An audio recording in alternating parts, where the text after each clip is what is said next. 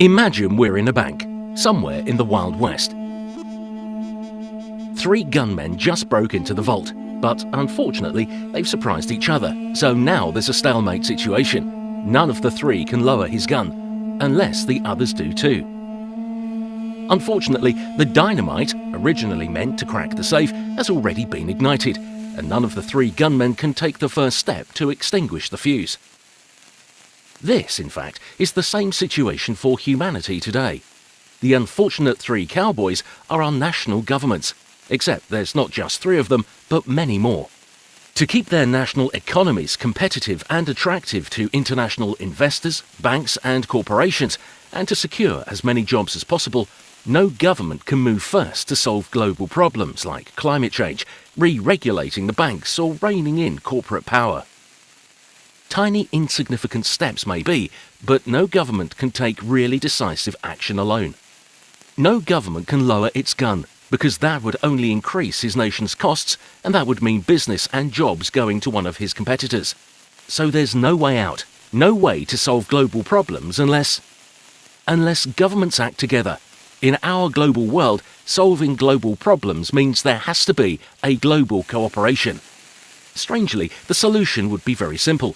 The 3 would only have to simultaneously lower their weapons and stamp out the fuse together. Of course, our states are not gunmen, but our politicians are still in the same dilemma. They would like to act to solve these problems, but they can't. And you, as a voter, understandably feel as powerless as they do. But it's you we need to solve the problem. That's right, you. If you support the Simpol campaign and you sign up online, then, with the completely new way, Simpol invites you to use your vote. We can get politicians to support and ultimately implement global solutions. This growing list of Simpol supporting citizens votes in future national elections, not for a particular politician or party, but for any politician, within reason, that has pledged to implement Simpol's range of policies simultaneously alongside other governments. A politician who signs on to Simpol attracts Simpol's potentially vital bloc vote, but if he doesn't sign on, and his competitor signs on instead, he could lose his seat. For politicians, there's no disadvantage in signing on, because Simpol's policies only get implemented if and when all or sufficient nations are on board. Everyone moves together. Already today, MPs in the European Union and in other national parliaments have signed on.